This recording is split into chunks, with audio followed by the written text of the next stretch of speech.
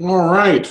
This is Jeff Hausman with the Jesuit Virtual Learning Academy. I want to say thank you to everybody for being here today. It is 1 p.m. Eastern Time, so we're going to go ahead and get started. We always like to start off with a little bit of prayer, so I'm going to share my screen before we get started with the presentation, and then we'll just get right into it. So let me start from the beginning. So again, obviously we're here for the diversity, inclusion, and cultural competency in our schools presentation, and we really appreciate everybody's attendance. Here is a prayer that we are all pretty familiar with, and so I'll lead us in prayer and then talk a little bit about what to expect today. So Lord Jesus, teach me to be generous, teach me to serve you as you deserve, to give and not to count the cost, to fight and not to heed the wounds, to toil and not to seek for rest, to labor and not to seek reward, except that of knowing that I do your will. Amen. Okay, so to start with, we always like to share a little bit about JVLA's, kind of the way we organize our professional development with JVLA, so you can kind of know what to expect out of this presentation. As you'll see here, we do kind of a wide range of professional development, and obviously as you move more toward the far right, it gets more complicated and more robust. What we're really talking about here in terms of a webinar is to be able to demonstrate some things and just get you thinking, right? And so really, the idea behind this particular presentation is to introduce best practice strategies for diversity and inclusion and cultural competency in your schools, okay? So you ought to walk away with maybe an idea or two, but more importantly, some questions, right? So we'll start moving through the presentation a little bit now. The format, as we've done in the past, for those of you who've been through a JVLA presentation before, the way we do things is we do a formal presentation to start, and then we have a period at the end, a pretty significant amount of time at the end for Q&A. We keep the microphones for all participants off, just to kind of make sure that the sound from our presenters is always top notch. Okay, you're going to see two buttons on your screen though. Okay, there's a chat button and a Q&A button. All right. If there's something that's being talked about that you just want to introduce and kind of work alongside with them, use the chat area for that. Okay, so you've got a comment or whatever that you're looking to make, use the chat area. The Q&A is really what we're going to focus on at the end of the presentation. So if you have a question that you'd like one of our respondents to answer, go ahead and post that in the Q&A section, all right? And even though we won't necessarily answer it immediately, they'll be in a queue, and so it makes it really easy for us to kind of sort everything out, okay? So be sure to use the Q&A when we get to the Q&A section. You don't have to wait to the end to actually add your question, so as soon as you get the question, go ahead and enter it, but we'll just wait till the end to actually answer it, okay? So with that, here's what we're going to do today. I'm basically just going to introduce the participants and then get out of the way, which is generally speaking what's best when I'm concerned. So we're going to start with Kate, and then we're going to have John, and then again we're going to do the Q&A at the end. So and to make things even easier, Kate and John both sent over some introductions, and so what I'm going to do to make it really easy on myself is just to read what they sent. Okay, so and so what you see here from Kate, she's in her 7th year at Loyola, in her 3rd year as department chair. Her roles at Loyola include a moderator for the Diversity Awareness Initiative for students. She's a varsity volleyball head coach, varsity track and field assistant coach, peer leader moderator, and peer tutor coordinator. Before Loyola, she worked at an alternative high school in Boston for 3 years after earning her MED in school counseling from Boston University. And so we'll hear from Kate in just a second. But I'm going to introduce John first. John is the Director of Enrollment Management at the Crystal Ray Jesuit School in Houston, Texas, with a BA from Trinity University in San Antonio and a Master's of Theological Studies from Harvard Divinity School. John came back to Houston to begin his teaching career at his alma mater, Jesse Jones High School in HISD. John taught English at Jones High School from 1995 to 97. at Episcopal High School from 1997 to 1999, St. John's School from 1999 to 2012, and Cristo Rey Jesuit College Prep from 2012 to the present. He became the Director of Enrollment Management in 2014, and John is a member of the choir and serves as cantor at St. Anne's Catholic Church, and is married to Kimberly I'm not going to get that right, Fuselier Mendoza, pretty close. And she's a music teacher at St. Agnes Academy, which I believe is right across the street, right across the parking lot from Strake. Is that right? There you go. And they are proud parents of a 9-year-old boy and a 7-year-old girl. So thank you both for agreeing to present today on what is really an important topic. And so what we're going to do now is I'm going to turn things over. Oops. Oh, I didn't want to do that. We're going to turn things over to Kate and have her start her part of the presentation. So Kate, you want to unmute your mic and start going? How's everybody doing? Thank you for having me. So what I'd like to say is basically our entire initiative around diversity and inclusion begins with our global strategic plan. That began in the 2015-2016 school year. There's a 5-year strategic plan, and basically one of the main things we did was add a 6th grad at grad. So the 6th grad at grad characteristic that we included was being globally competent. So within that, we've added grade themed lessons, interdisciplinary work. There are definitely planning goals throughout that global strategic plan. Those include, there are 4 main ones: curriculum development, experiential learning, school-wide events, and partnerships. Basically, the objective is to raise student awareness of the world outside of their own environment, utilizing the grad-to-grad characteristics as a framework for this global focus. What we've done is we implemented 21st century educational practices, incorporating the arts, humanities, sciences, technology, and mathematics to develop well-rounded, compassionate Ignatian leaders with a global perspective. So as you can see here, the grade level themes for 9th grade is identity, culture and self. 10th grade, sustainability and resources.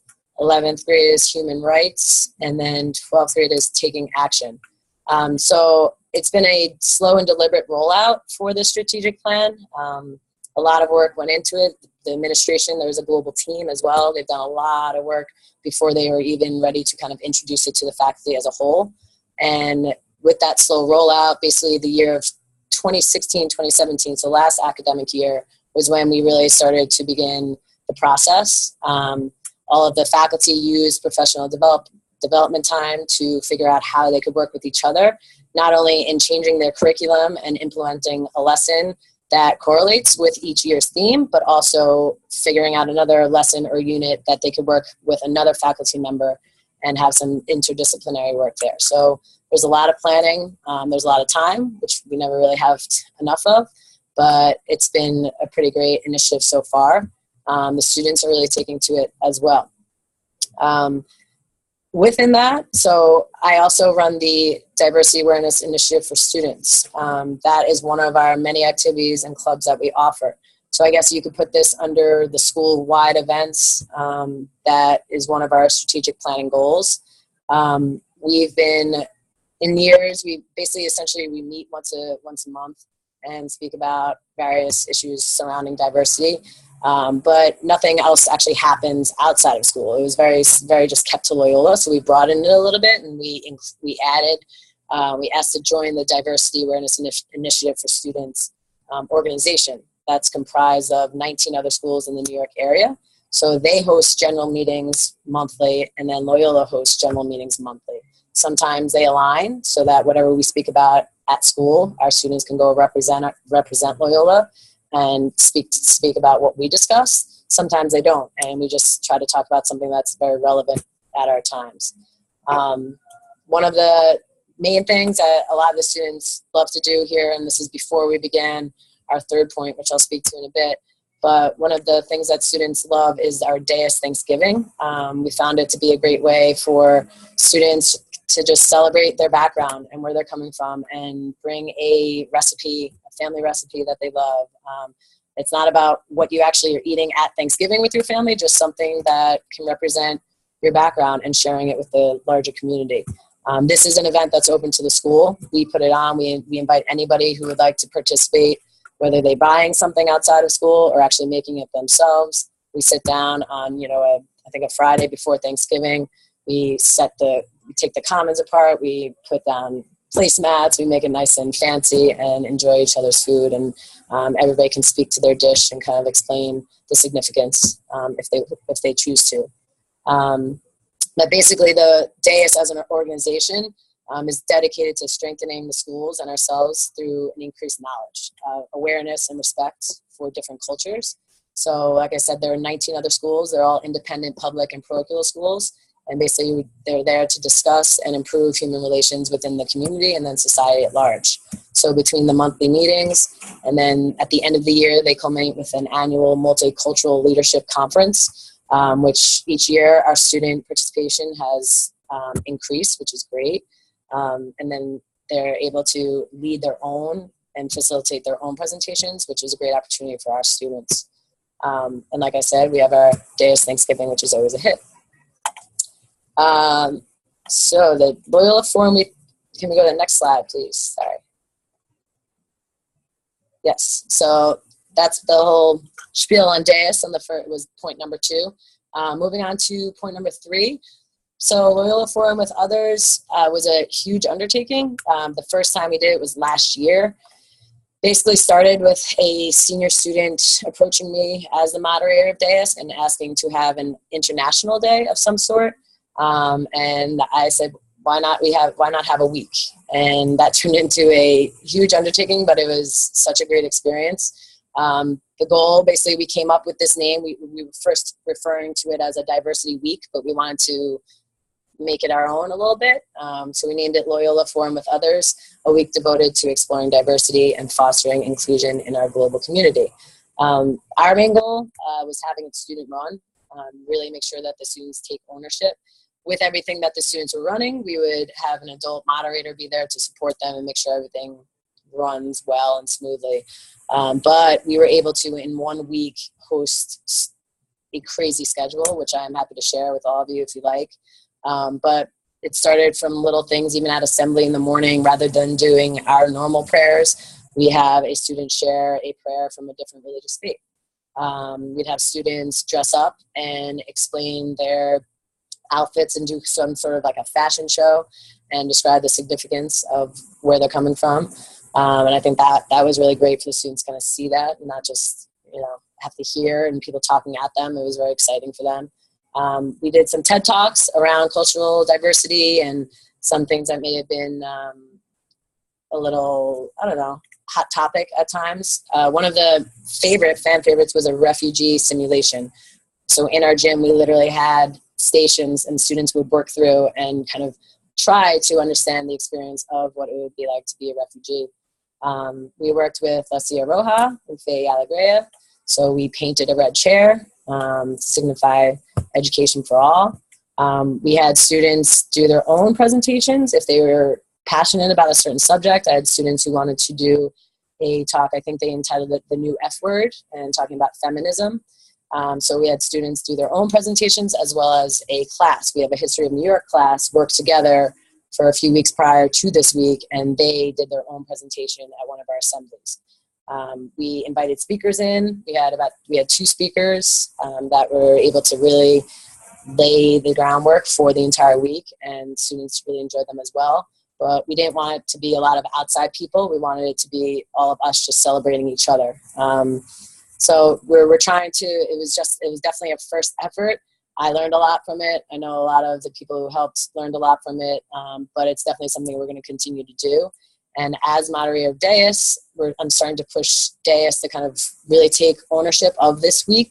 And as we continue to have our monthly meetings, yes, we'll have our own conversations, but we're also working to this greater goal. So this week will now be, I think we decided on a week in April, working on committees, having the students take charge, and something that they really want to talk about and they want to talk with others about, they will take ownership of that and just run with it. They'll set up their own committees, we'll check in and make this even better than last year. But for a first effort, I'd say it went really well, and it was received incredibly well. So, any questions? Yeah, so strengths and challenges. The student faculty enthusiasm in general to this whole global strategic plan, Loyola Forum with others, it has been great. Everybody wants to help, which is a good thing, and the students especially. So they're really interested to see what we're doing. It also is promoting those difficult conversations, especially in our world's climate, but they're necessary, and I think they're really important that we give the students this venue to discuss these things here in our schools. So that was definitely a strength. Draws attention to issues that may not be on your radar. So I found that some things that I may not normally think about were definitely brought to my attention based on our conversations. And just students and faculty alike addressing your own biases, whether you knew you had them or not. That definitely comes to the forefront, and I think that poses more conversation and just good self-awareness to help us keep growing. Challenges, time, always time, not enough time. A lot of the students were upset, for example, with Loyola Forum with Others Week. It was during a regular school week. We did not stop classes. Things were happening. But there was a schedule for every day. So if they had a free period, they can pop down to the gym and watch a TED Talk. But if they had class and they really wanted to see that presentation, they couldn't. So there was a little, how do we make this better for this coming year so that students, there's more access. They have access to these things. Because we can't stop the school year, and we understand that, but we're trying to implement it and maybe have some crossover. Some classes last year brought their class to a presentation, which was really helpful. And I think that was just our first year, so no one really knew what it was yet and how this is going to work. And I think now having a year under our belt, we'll have more interest. And I think more teachers will be willing to bring their classes down and engage in whatever programming is happening at that time. Adult training. So I've been speaking with the administration. I think it would be helpful there are definitely going to be difficult conversations that continue throughout the year. And if we can have some sort of training as a faculty to make us feel competent in having those conversations rather than shying away from it, because they are important and they should be had. But if we're not comfortable having those conversations, it might tend to avoid them. And I don't necessarily think that's the right way to deal with it. So if we could have some sort of training to prepare us for those conversations, I think that'd be great moving forward. And again, just having programming that everybody is actually interested in, despite your background or your viewpoints. It's hard to have conversations. Sometimes it might be a little polarizing. So trying to find programming that engages everyone is definitely something we're shooting for this year. My number one takeaway is it's going to be messy, and that's all right. And maybe that was because it was our first year really running with this, but it's not going to be perfect. But at the end of the day, everybody got something from it. So I think that's the huge takeaway, is that no matter how crazy it can get and how messy it can be, the fact that those conversations are happening is really the most important thing. Any questions?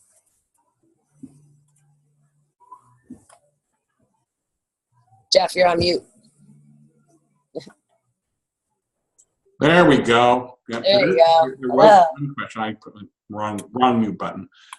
There was one question that I'll go ahead and ask now, and you might have a little bit of response because it hits really closely on, I think, one of your challenges in terms of the need for adult training.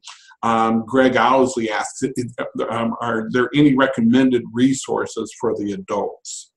That is literally what my job is right now, is trying to find the right organization to come in. I know they're out there. I've found a few. I want to find one that maybe is a little more school-based rather than organization-based and business-based. Someone that can speak to us about how to have these conversations with children and not with each other. So I definitely, I can get back to Greg and let him know when I find the one that we're going to use, because we're definitely going to get somebody to come in. It's just I'm shopping around a little bit right now. Super.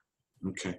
One more question for you, and then we'll have John present, and then we'll get into a little bit more of the.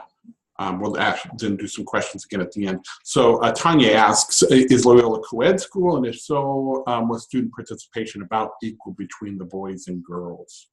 It is a co-ed school. We only have about 200 students, so we're very, very small. I would say that the participation was a pretty even split. Our students tend to be very engaged. I teach guidance classes, so of course that week, anything that was happening during my guidance classes, they were there. And the students really took to it. They were really interested. We covered several aspects of diversity, whether it was gender, religion, sexual orientation. We touched on as much as we could. And I think there was no one that was outright opposed to it, so that was good.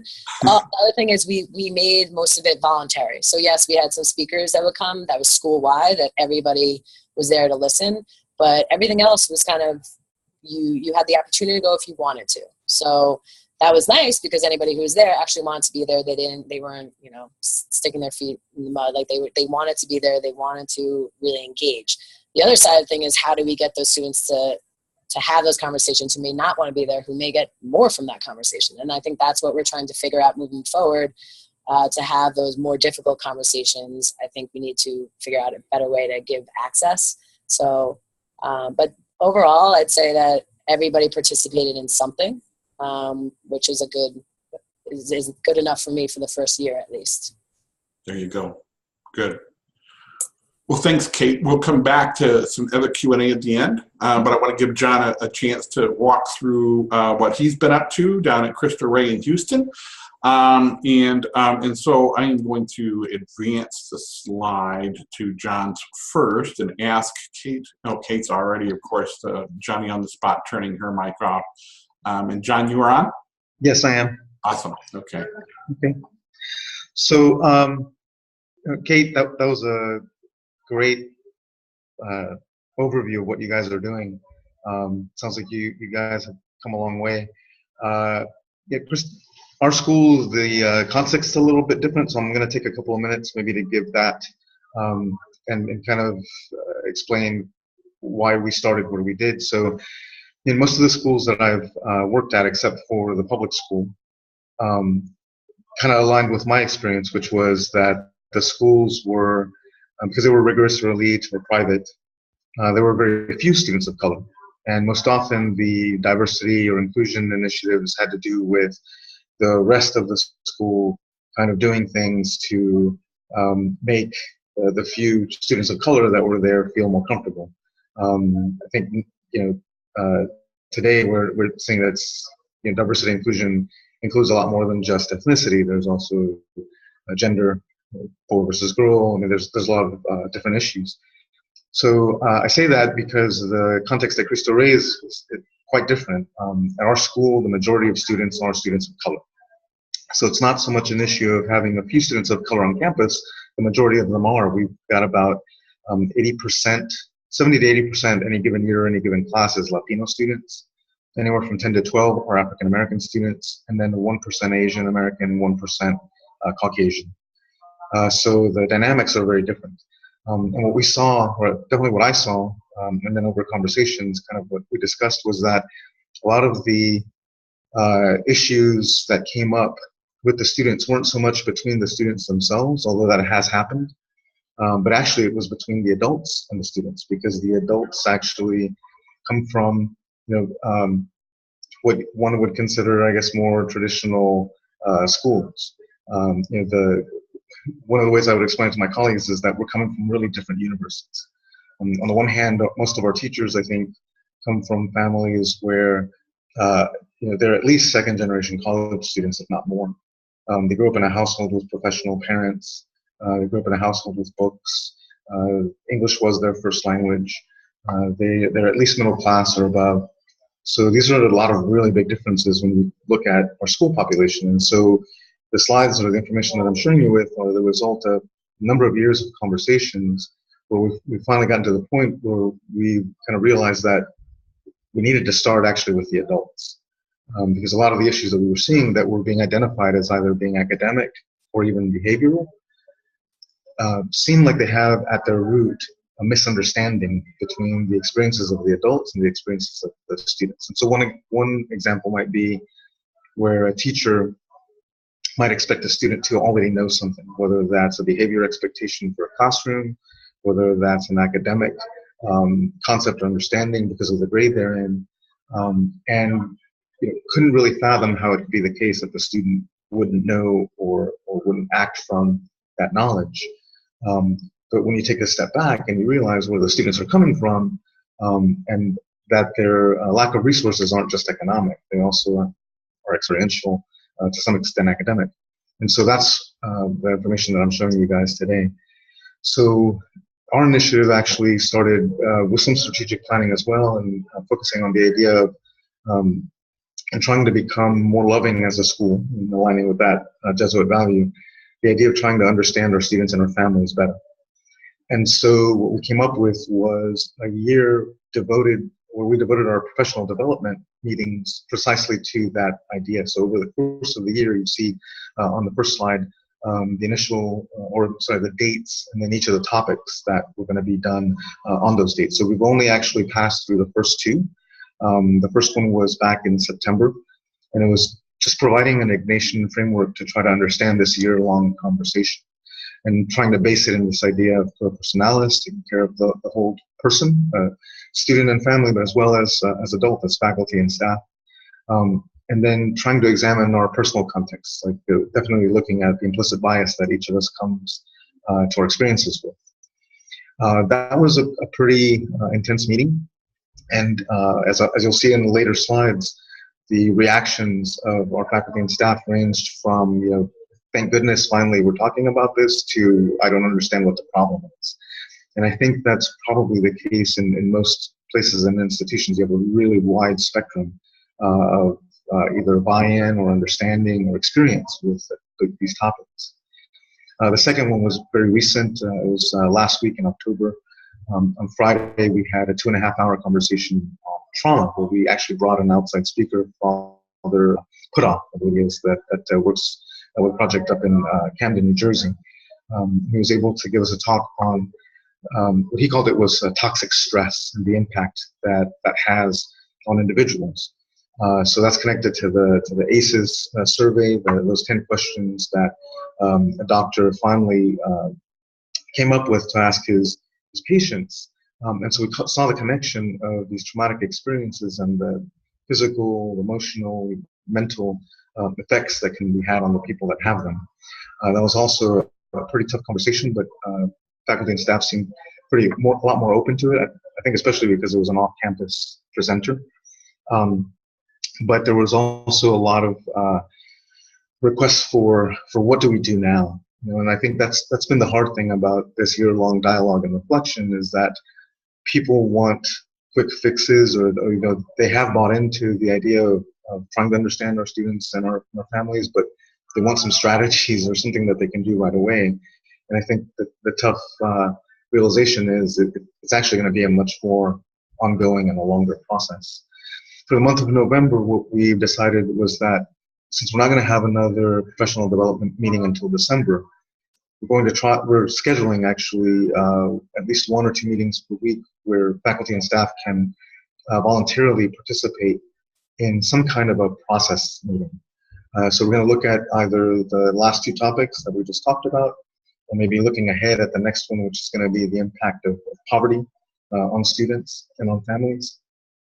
And then kind of decide whether it's just going to be a 1-week meeting where they get a chance to process, or some faculty and staff would be open to having a much longer dialogue, so that we can kind of come together on a regular basis and discuss and try to process the ideas that we're being exposed to. If you can go to the next slide, the idea is to continue in the spring. So every January we start off just like we do in the fall with a 1-day faculty and staff retreat, and this year we're going to devote that to continuing with this conversation. And so I think at that point we're going to, as a faculty, a whole faculty and staff, we're all going to get together and process kind of where we've been in the fall and looking ahead.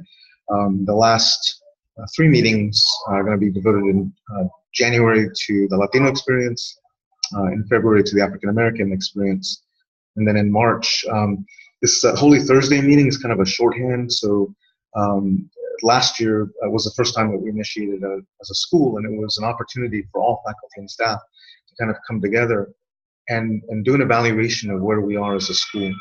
What are the things that the school is facing, challenges, areas that we need to grow in, and then suggestions for how we as a school could choose a direction in which to go. And so we've already kind of planned ahead that the conversation for Holy Thursday for this year is going to be devoted to this year-long topic of understanding our families and our students. If you can go to the final slide. So strengths and challenges, the first two check marks were supposed to be the strengths, and then the second were supposed to be the challenges. So the first strength is trying to root it in the IPP sequence to kind of give educators at least a framework to understand, or to kind of feel comfortable with where it is that we're going with this conversation. The idea of getting a context, talking about experience, personal experience, reflecting on it, and then that last Holy Thursday meeting really culminating on what action are we going to do as a community, taking into account all these different topics that we've addressed over the course of the year. The second thing that was a big strength is that we have a steering committee made up of diverse faculty, staff, and administrators. So at one of my schools, I was given the task of being the diversity director, and it felt like a really lonely position. There wasn't always a lot of support. It almost felt as though, because there was a diversity director, whether it was myself or someone else, that the school or the institution could say, hey, check, we've kind of done it. And there's obviously, or maybe not so obviously, a lot more that needs to get done.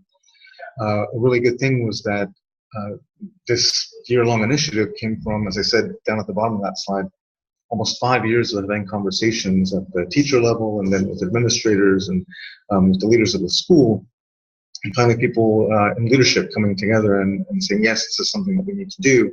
And now the steering committees have been given the task of deciding what those topics are going to be. We get together on a weekly basis to kind of evaluate the professional development meeting that we've just had, and then looking ahead at what is it that we kind of need to do. We've also instituted an exit ticket. For those of you who are teachers, you might be familiar with that, asking all the participants to evaluate what their experience has been like.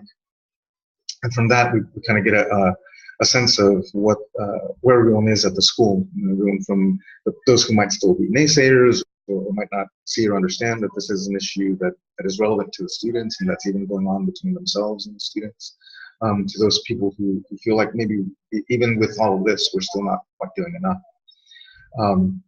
That first challenge kind of addresses that, that we still really are on the spectrum, and so trying to figure out how to have an ongoing, continuing conversation as a community, where we have individuals who maybe aren't necessarily at the point that we are as a whole with the conversation. That's been kind of difficult. So we're trying to figure out and continuing in discussion about how to onboard or continue to onboard folks that might still be somewhat resistant or might feel defensive about the things that we're talking about. And also, biggest challenge, just like Kate mentioned before, is time. Our professional development meetings are, in spite of being 2.5 hours, by the end of those first two, it felt like it wasn't enough time. And even though, on the one hand, people were rushing home to be with children or family, or they had other things that they needed to do, there was still this feeling of, I wish we could process, I wish we could talk more. So that's always a tension there. In terms of advice, I would definitely say, I think, in spite of all the amazing things that Kate has done, but I think even in her talk, she mentioned other people that were coming and helping her. You really need more than one person. We're lucky enough to have put together a steering committee that meets regularly to help plan and evaluate the progress. But I think schools that are looking to do this, definitely it would help them to try to get as many people together as possible, from the leadership all the way down. The last piece of advice is to not be discouraged. I mean, it took us almost 5 years to get to the point that we are, and having listened to Kate, it feels like we're on really early stages of that. But again, I think for us, looking at our context, it's understandable. Our dynamic is very different. The times that our students have experienced, difficult interactions with other students has actually been off campus, when they've been either at athletic contests or college fairs or things that haven't happened on our campus, and that's kind of when they've been the lower, the smaller population. And so where some of those traditional dynamics happen, but at our school it's a little bit different. So it kind of makes sense that we're starting where we did. Super. We are Now at the point where we're going to take some questions, and what I'm going to do is I'm going to stop the sharing. So we ought to have a couple of big images on the screen now, just the participants, and then I'm going to, and again, so what I'd like you to do, we've got a couple of questions queued up, which is great. If you have anything that you'd like to ask, now is the time to use that Q&A button. I'm going to start with, I'm going to take them a little bit out of order because the last one came in, you know, I think it's more specific to John. Though Katie, I think Kate, you probably have something to add to this too. Say, any recommendations on how to convince administration to allocate more time and resources to professional development for cultural competence? Wow, that's definitely a really good question. I mean, like I said, you know, it took 5 years, so wherever you're at, don't get discouraged. But I think part of it was finding other people on campus that were noticing things similar to the things that I noticed. Part of it was having, you know, pretty frank discussions with them. You know, I'm lucky that I moved from being a teacher to an administrator, so then I had the ear of the president a little bit more, and then he was open to having these discussions and getting some feedback from the lens or the perspective that I brought. And then just over the course, and like I said, hopefully this isn't discouraging, but it took a few years to get to the point where, you know, we decided, or actually he decided that we did need to devote all of our professional developments to this one topic for the year. As far as budget goes, you know, we're still, I mean, as a school, you know, all of our students are on financial aid. Any given year, the school raises $3 million in funds. Each of our students works 1 day a week in a corporation to help earn money to help pay for the cost of their tuition. So we're on a pretty tight budget. So these presentations, probably the most expensive one, and I'm assuming it was Father Kudoff. I don't know whether he got an honorarium or how much that was. But the first one was really led by our principal, and then Father Mario Alberto, who is our executive director of academics and facilities. So between discussions with them, with reading of books, they kind of set that framework up. I'm sure that wasn't as expensive as you know, what other things might have been. I'd say, yeah, for me, I think being a guidance counselor, I had a little bit of an advantage because I was hearing the stories from the students. So their discomfort, their renditions of things that occur day to day that faculty aren't aware about, the slight comments to the larger things that I would hear in my office. So convincing them to bring that to the administration and being there with them and supporting them, saying, this is something we have to talk about. This is something we have to address. This should not be your experience here. And coming with them to the administrator's office and sitting down and saying, listen, this is the experience of some of our students. This can't happen. And I think that was the biggest thing that got the attention, is having that student sit in your office and tell you about something they experienced that is just awful. It really allowed us to get things moving quickly. Knowing, and again, as a guidance counselor, like I'm able to run affinity groups and support groups. So one of our support groups was an identity group. And essentially it was any student of color talking about their experience in a predominantly white affluent school. And it was a very, very good group. And a lot came from that. And I was able to take a lot from that group and bring forth to the administration. So student narrative, student experience, if you have a few leaders that are willing to step up and share their experience directly with an administrator, not even you saying it for them coming in there and speaking about themselves, I think is definitely helpful. Good. Thank you. I'm again going to go out of turn, only because this one, again, I think it starts with John. What was the makeup of your steering committee? This is from Jody. Oh, right. So our steering committee included the principal, Father Alberto, who's, I guess you could consider him maybe an assistant president, I guess. And then the campus minister, also campus ministry director, myself as the admissions director, and then 3 faculty members, and I think 1 staff member. So we tried to get a combination of different folks with different roles, but made sure to also include leadership roles, because that is very important. That there be people on the committee or in the group that do have the power to be able to make decisions that affect what the school will do and put its resources into. Great. Thanks, John. Now, finally, we're going to get to Marcella's question, since she was has been waiting patiently, and she wrote this when Kate was doing her presentation. So we'll start with Kate, but I think John, you'll probably have something to add as well. So the question is, how did you even get to this place of creating a strategic plan? What was happening on campus that led to this? And they're asking because we are at the very, very beginning of this. Is what's her comment. So Kate, you want to take that one first? Sure.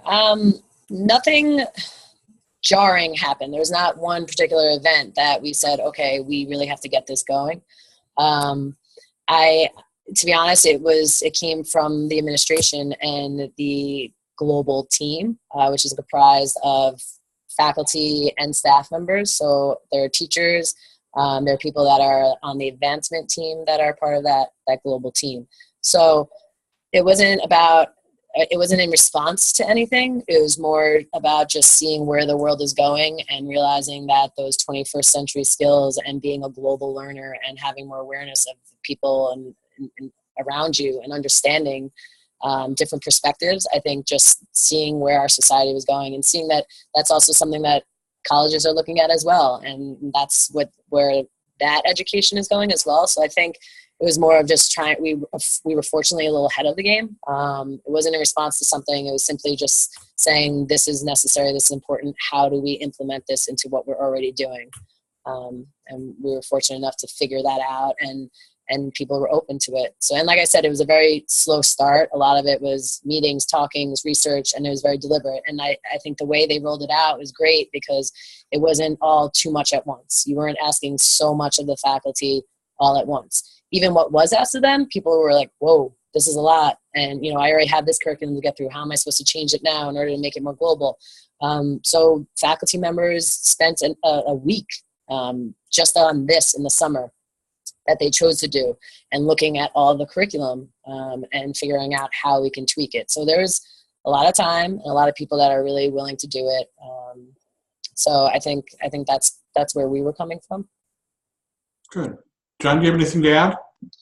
Yeah, I mean, I think in terms of getting ourselves rolling on that, it wasn't any particular incident on campus per se, but again, I think because of our student makeup over the course of the last 2 years at least, a lot of our students were being affected by things that were coming up in the national consciousness. So Black Lives Matter movement, African American students, definitely parents especially, being scared about what might happen with their children.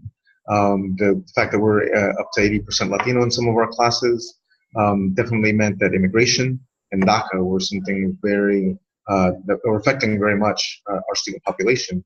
And in particular, when one of our students' fathers was almost deported,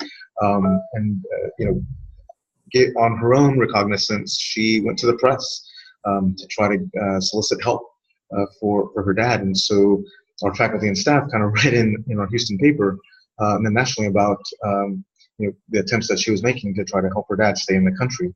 And so it really brought to bear and to consciousness with a lot of the faculty and staff of all of these issues that our students are going through on a daily basis that they really had no idea about. And I think to a large extent, that helped kind of sow the seeds of preparation. It's definitely for a lot of faculty and staff, but I think also for the folks making decisions. Well, thank you, John.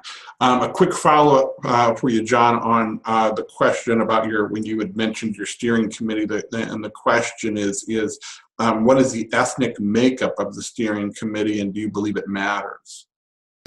I do think that it matters definitely, because I think one of the issues at the school, and it's probably an issue in education in general, is that there are studies being done to show the effect of teachers mirroring students, and I guess whether or not they mirror students, and the effect that can have on a student's experience in school.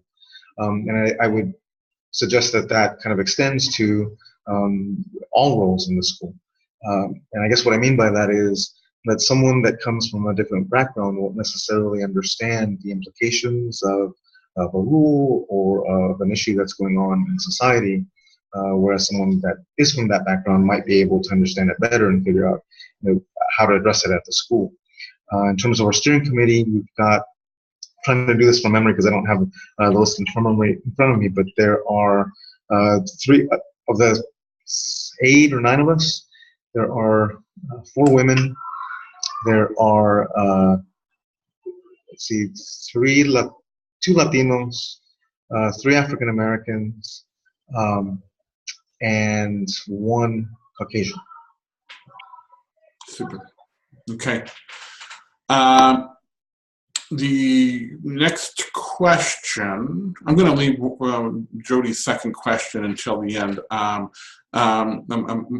Marcella asked a follow-up on hers, and it has to do with budgets again, right? So do each of you have a budget for this work? And if so, how are you able to bring that need forth to your administrators? We kind of talked about that a little bit, but maybe you can be a little bit more specific in terms of how those decisions were made about who was going to control the budget or that sort of thing. How's that? Well, at first, I know considering diversity and global things can fall under the guidance umbrella, which was convenient for me. So I was able to try to use some of that money for speakers and to kind of work on that effort. But I do think that we received a donation specifically towards global instruction, global professional development, which definitely helped and definitely pushed the ball a little bit and allowed us a little bit more freedom to do things with that money. And I know money is definitely a big challenge as well as time, but so that was definitely helpful. And I think you have to get a little creative. And when you start seeing the responses from the students and the faculty, all of a sudden it seems like people are willing to put more money towards it because they're seeing what they're getting from it. But that was definitely a help of just being creative with it in so many ways. However, you can, align it to another budget that may not necessarily be for it, but be a little tricky with it, or also just getting the responses and seeing how positive of an impact it has on people will hopefully push for more money. John, how about you? You got anything to add? I think our experience is slightly different because, as I said, we're trying to focus on faculty and staff, on the adults through professional development. Most of our meetings, it looks like, are going to be conversations that we'll be having with maybe some of the school leadership or some of the faculty and staff stepping in as facilitators of those conversations. There is some money that was spent initially. I know that the principal and Paulatori's got together to buy a journal for each adult participant.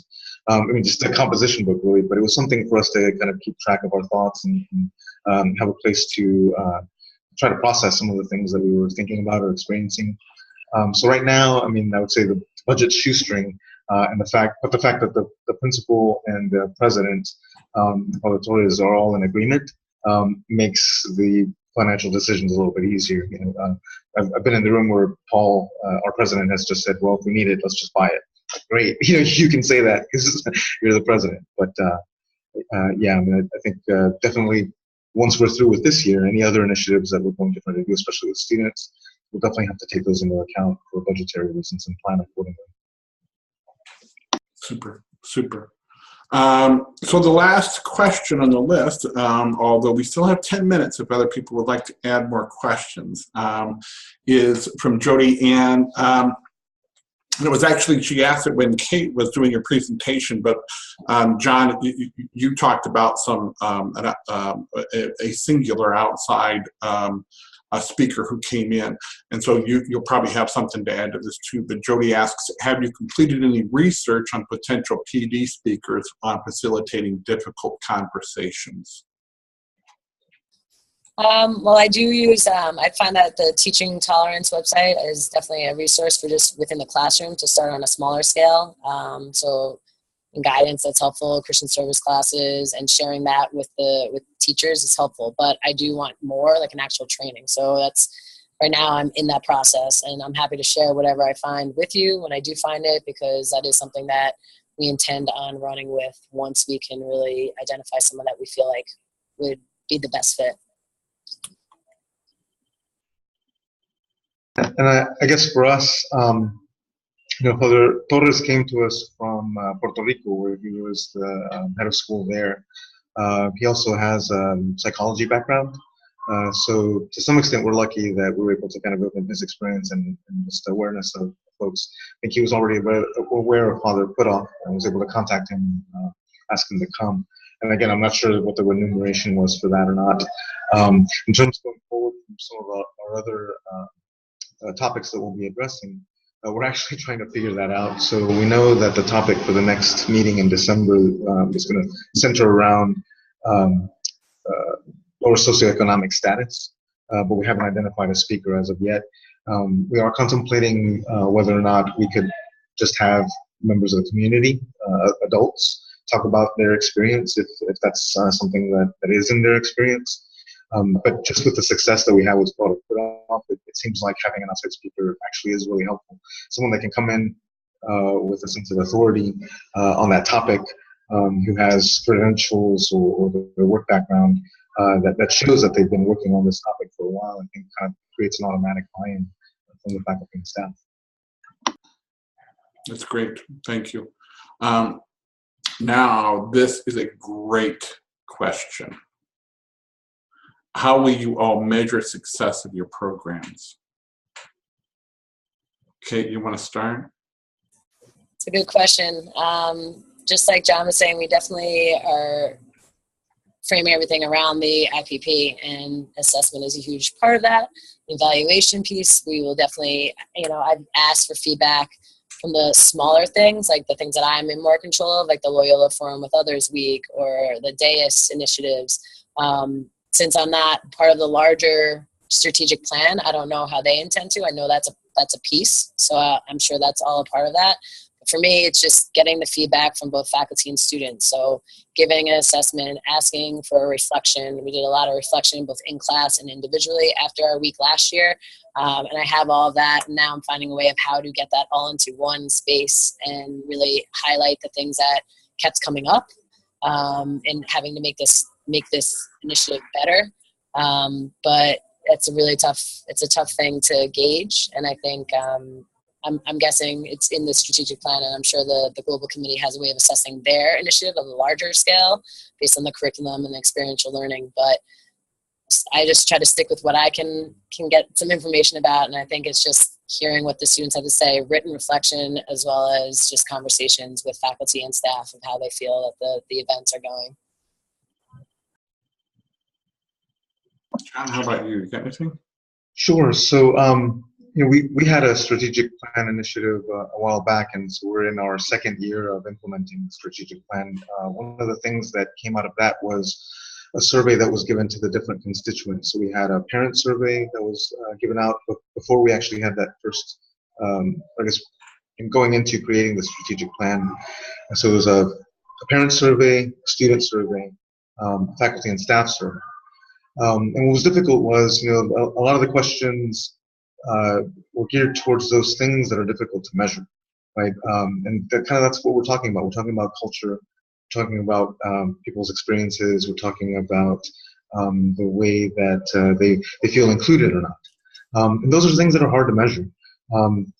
What was somewhat helpful, and this question kind of triggered it, was that another way that I think there was buy-in was that looking at the answers to those survey questions, a lot of the questions were geared around this trying to measure inclusion, trying to measure how students and parents felt about the school in terms of whether or not the school was responsive to their inquiries or to their questions, whether they were supportive.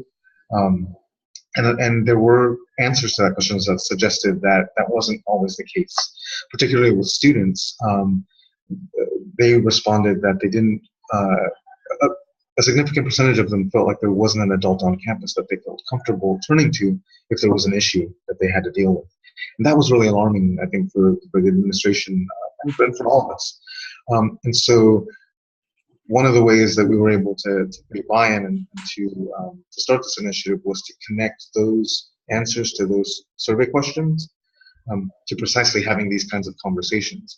And so in the future, what we're looking at is continuing those surveys, which we did this past year, to have a comparison year to year on how the families and the students are responding to those questions in terms of whether or not they feel included, whether or not they feel the school is a safe place, whether or not the school is being responsive to their questions or to their issues. So at least in that sense, I think we've got a framework that's ongoing that is measuring, but it's still difficult. We don't have a rubric. There's no test that we can administer that would give us a score on these things. So it's still kind of tough, and we're figuring it out as we go along. Good. Maybe just a quick follow-up, just on my own then. So if, because it sort of relates to that, and John, I think you said it nicely, that what we're really talking about here are some things that are hard to measure, or you have to really, I think, dig a little deeper and try to find indicators anyway. They might not be directly correlated, but are indicators leading that way, right?